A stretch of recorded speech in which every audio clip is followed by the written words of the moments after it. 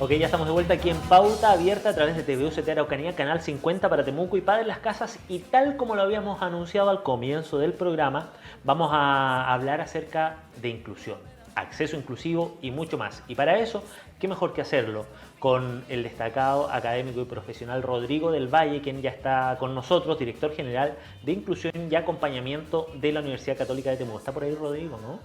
Por aquí estamos. ¿Cómo estás, Rodrigo? Buenas. Oye, muchas gracias por Bien, bien. acompañarnos, Rodrigo, y por traer un tema que es tan contingente y tan importante también para el sello identitario de la Universidad Católica de Temuco, que tanto aporta en este sentido o ha aportado históricamente. Tú llevas muchos años trabajando en esta temática con respecto a la inclusión, al acceso inclusivo, ¿no? ¿Cuáles son los desafíos de tu dirección, de la dirección que tú lideras, en este proceso, en este año 2022, en un tema que conversábamos fuera de micrófono? Post pandemia ha sido un renacer un poco de los campus universitarios, ¿no? Mira, la educación en general ha visto tremendos desafíos de volver a la presencialidad en todos los niveles y en el caso de la educación superior ciertamente también, aunque son distintos, pero ha sido desafiante para los académicos, desafiante para los estudiantes. Y es porque paradójicamente nos acostumbramos a trabajar a distancia, en un contexto remoto de emergencia, y ahora tenemos que desacostumbrarnos de eso y volver, ¿no es cierto?, al trabajo presencial. Ajá. En ese sentido es curioso que, fíjate, por ejemplo, para los estudiantes de primer año, la única experiencia de universidad que conocen es la universidad presencial. Absolutamente. Entonces, para ellos, esa es la universidad. Tuvieron sus 2 años de distancia de educación media, pero la universidad es presencial. Pero los estudiantes de segundo año, de tercer año, sin embargo, es al revés. La única universidad, casi con excepciones, ¿no es cierto?, algunos cursos hacia fines del 2021, su universidad era hasta ahora a distancia y aprendieron ciertas prácticas, uso del tiempo, etcétera, en ese contexto. Ajá. Y siempre en educación es más difícil desaprender que aprender. Entonces, particularmente vemos ahí, por ejemplo, en segundo año, en tercer año, desafíos importantes. También, particular en el contexto de nuestros estudiantes, muchos de nuestros estudiantes asumieron durante la pandemia, bueno, seguimos en pandemia, pero durante el confinamiento, asumieron trabajo remunerado que no tenían, muchos asumieron labores del hogar, de cuidado de familiares, y muchos de esas algunos las han tendido a mantener, ¿eh? Entonces, en la práctica tenemos un porcentaje no menor de estudiantes que todavía tiene que ubicarse en esta idea de que el estudiar en la universidad es una tarea, es un compromiso de jornada completa, ¿eh? Claro. Y ahí hay un desafío que no es menor.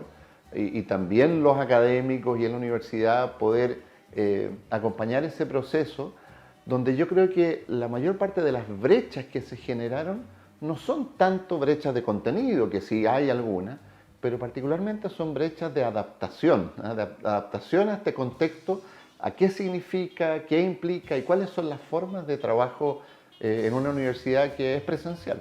Definitivamente es todo un reaprender, lo señalabas ahí, hay una generación, los estudiantes de primer año, que viven la universidad normalmente prácticamente, ¿no? Pero los estudiantes de segundo y tercer año viven lo opuesto. Ha sido un conocer sus campus, conocer sus compañeros también, que tiene que tener una lógica también de adaptación, me imagino. Sí, bueno, y ahí en ese contexto también se vio el potencial y lo importante que es la semana de inserción, ¿no es cierto? La semana TEU, ese proceso. Los estudiantes que están en tercer año, cuando literalmente el sábado anterior a que comenzara su semana de inserción, comenzó el confinamiento. Entonces ahí hicimos esfuerzos por entregarle algún material online, preparado sobre la marcha, pero fue muy poco.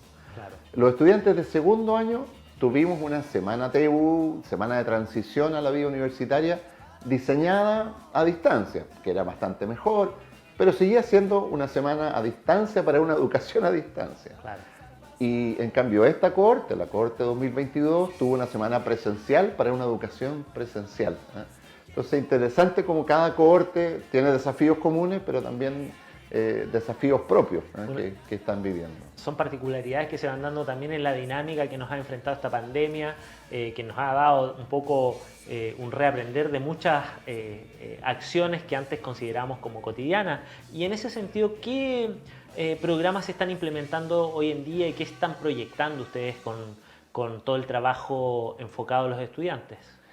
A ver, por un lado, mantenemos los programas que hemos tenido siempre, desde la posibilidad que tienen los estudiantes de solicitar algunas instancias, por ejemplo, de consejería académica o socioemocional en forma individual, participar en talleres, en distintas instancias en esa línea.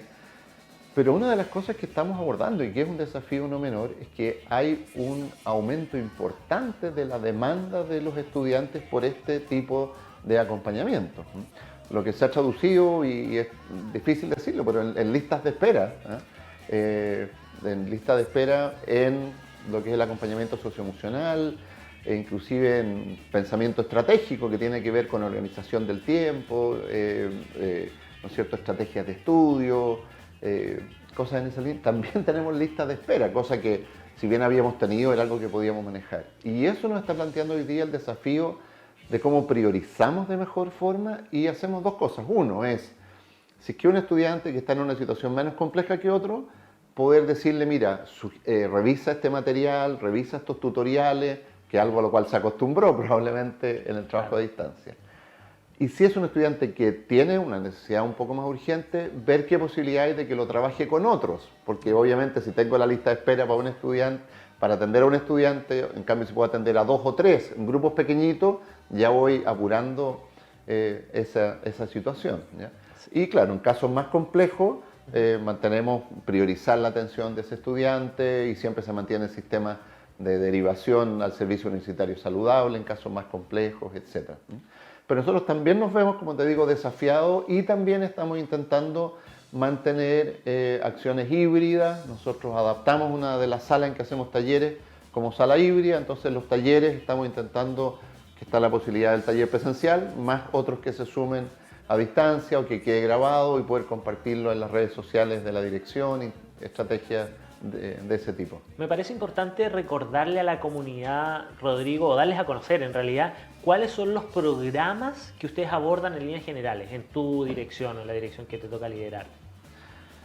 A ver, nosotros tenemos, hay 3 programas, son direcciones, pero finalmente desde la perspectiva del servicio que prestamos hacia afuera, 3 instancias principales, ¿no es cierto? Una es la Dirección de Acceso Inclusivo, la DAI, en que trabajamos nosotros hoy día con cerca de 50 liceos en toda la región, los liceos PASE, liceos propedéuticos, la Escuela de Talentos Pedagógicos, que tiene que ver con una dimensión de la inclusión, que es el acceso inclusivo.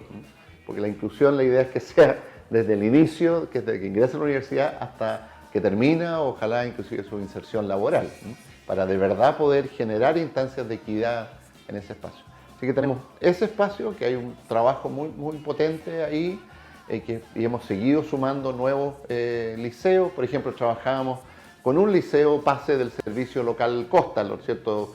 Estos nuevos servicios que están intentando impulsar la nueva educación pública. Y resolvimos sumar a los otros liceos, de modo que todos los liceos del servicio local Costa pudieran participar en los programas de acceso inclusivo. Después tenemos la dirección, la DAS, la Dirección de Acompañamiento Académico y Socioemocional, que tiene un componente de talleres, tutorías par, muy centrado en lo académico, o sea, por ejemplo, talleres de química, tutorías para el curso de cálculo 1, y para los estudiantes que más lo requieren, para los cursos que tienen más altas tasas de reprobación, en coordinación con los académicos, etc. Y acompañamiento socioemocional, que incluye elementos de orientación vocacional, consejería socioemocional y, como les comentaba antes, el pensamiento estratégico. Y ahí viene también lo que tú señalabas, ¿no? Respecto de que han tenido una demanda creciente en estas temáticas. Ciertamente, y ahí, por eso digo, cómo buscar el enfrentarlos de una manera distinta. Y la tercera, para que no se me escape, ¿no es cierto?, la tercera área fundamental es el área de inclusión de estudiantes en situación de discapacidad, que se impulsa particularmente a través del CERETI. y que también ha tenido un aumento muy grande, yo diría sorprendente, y esto es bien interesante.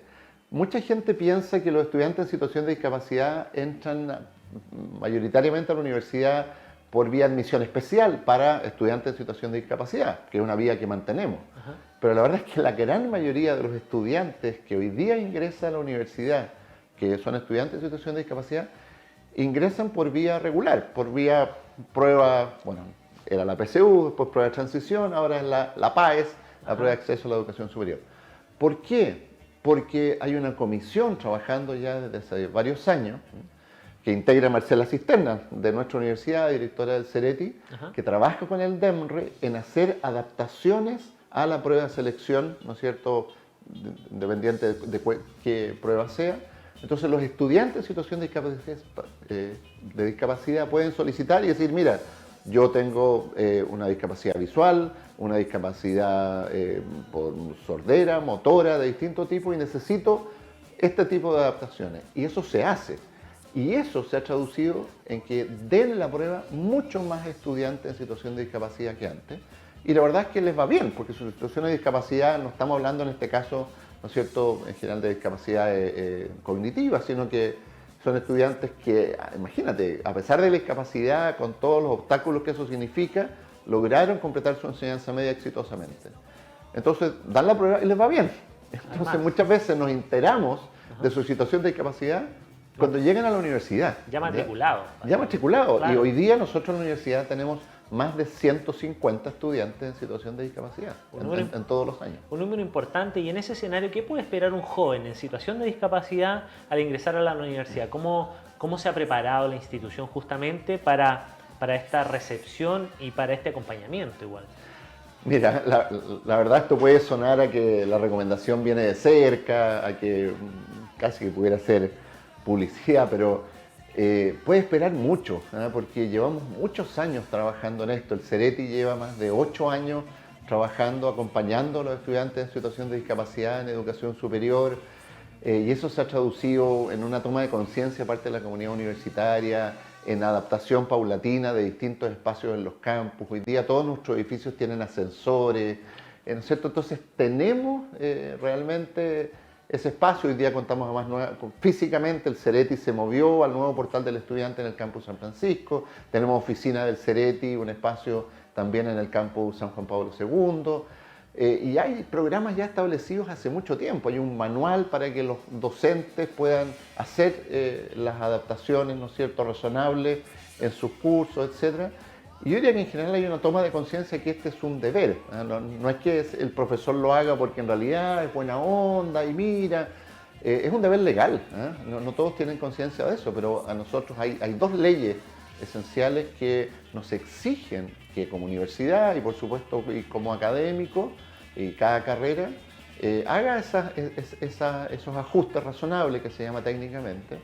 Tenemos por un lado la ley de inclusión y también la nueva ley de educación superior, entonces estamos mandatados por ley, pero la verdad es que mucho antes de eso, digamos, nosotros como universidad habíamos tomado esas opciones. Hay un camino avanzado Sí. e importante y que se refleja justamente hoy día en el éxito, además, porque cuando los estudiantes en situación de discapacidad prefieren la Universidad Católica de Temuco, también da cuenta de que puede existir un conocimiento previo, de que están las condiciones dadas, ¿no? Mira, y ahí esto obviamente no voy a decir quiénes, pero yo he sabido de varios casos de estudiantes que optan por cambiarse a la UCT desde otras universidades de la región y de otras regiones, porque son estudiantes que tienen alguna situación de discapacidad y en la universidad a la que llegaron, la verdad es que los acompañamientos o los ajustes no fueron suficientes, no se comprendía su situación y optaron por cambiarse derechamente. O sea, yo le preguntaba a estudiantes, pero ¿por qué te cambiaste? Tú estabas en esta universidad y dijeron, bueno, porque la verdad es que se han ido haciendo conocidos los acompañamientos que ofrece la universidad en este ámbito. Qué positivo posicionarse desde esa mirada, desde esa perspectiva, y este acompañamiento no solamente va para los jóvenes en situación de discapacidad, sino para todos los jóvenes que acceden a la universidad, algunos de sectores muy vulnerables, también con grandes deficiencias en el tema académico y que requieren un acompañamiento especial también durante el proceso de formación. ¿Cómo va el trabajo en ese aspecto, Rodrigo? Mira, ahí, o sea, en el fondo tiene que ver con lo que es el acceso inclusivo y el posterior acompañamiento a estudiantes que vienen de contextos de mayor vulnerabilidad, contextos donde también a veces se afirma, ¿no es cierto?, que ellos han sido de alguna manera vulnerados en sus derechos, en el sentido que ellos tenían derecho a una educación de calidad y por distintas razones que conocemos en el contexto país, no recibieron la mejor educación. Y sin embargo, y esto sí es importante, ellos aprendieron todo lo que les enseñaron, ¿ya? Entonces tienen brecha, pero sin embargo estos estudiantes que han entrado por acceso inclusivo eran los mejores estudiantes de su establecimiento.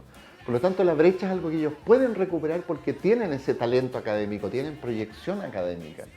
Entonces, tienen esa brecha, ciertamente, por eso requieren acompañamiento, por eso tenemos, especialmente durante el primer año, pero una vez ocurrido ese periodo, la verdad es que terminan siendo indistinguibles del resto e inclusive ya tenemos datos duros de que en el caso del PASE, por ejemplo, que es el programa mayoritario de acceso inclusive, a nivel país, ¿ya? Al llegar a tercer año, los estudiantes de ingreso PASE tienen mejores resultados a nivel país que estudiantes que han ingresado por otras vías, ¿ya? Se está terminando un estudio a nivel nacional que es bien potente, en ese sentido. Entonces, por un lado necesitas las posibilidades de acceso, porque con el sistema actual de otra manera tienden a quedar fuera, y una vez que están dentro, un acompañamiento inicial para poder ubicarse en el contexto universitario, pero después siguen, ¿eh? De hecho, hay otro dato interesante, un estudio que publicamos hace un par de años, donde en los cursos que dependen de lo que ocurrió en la enseñanza media, ¿ya? Por ejemplo, en matemática, ¿no es cierto?, cursos de ese tipo, claro, al comienzo les va peor, porque tienen una brecha, ciertamente. Sin embargo, en cursos que son absolutamente nuevos, ¿no es cierto?, materias que nunca nadie había visto, no importa si venía del mejor colegio privado o de un colegio con muchas deficiencias, particular subvencionado o municipal, ¿ya? Cuando se enfrentan a esos cursos en igualdad de condiciones, porque no había diferencia, les va igual, ¿ya? Entonces eso es bien interesante, ¿eh? Donde el tema no está en sus talentos, en sus capacidades, sino que en las oportunidades que tuvieron. Eso es una frase que hemos escuchado muchas veces y hace mucho sentido. Los talentos han sido repartidos equitativamente y transversalmente, ¿no? No tiene que ver con el sector socioeconómico, tiene que ver con los accesos a las oportunidades. Rodrigo, queremos agradecerte la conversación, grata conversación y tan ilustrativa también respecto a este positivo proceso que desarrollan ustedes a través de tu dirección y por supuesto en beneficio de los miles y miles de estudiantes de la Universidad Católica de Temuco. Gracias a ustedes, solo cerrar con una frase, una cosa. Mayor inclusión es más calidad para todos y todas, ¿eh? Todos nos beneficiamos de ser una institución más inclusiva. Excelente. Muchas gracias, Rodrigo del Valle, director general de Inclusión y Acompañamiento de la Universidad Católica de Temuco, por esta grata conversación y seguiremos probablemente conversando en futuras temáticas relacionadas. Muchas gracias, Rodrigo. Un gusto, gracias a ustedes por la invitación.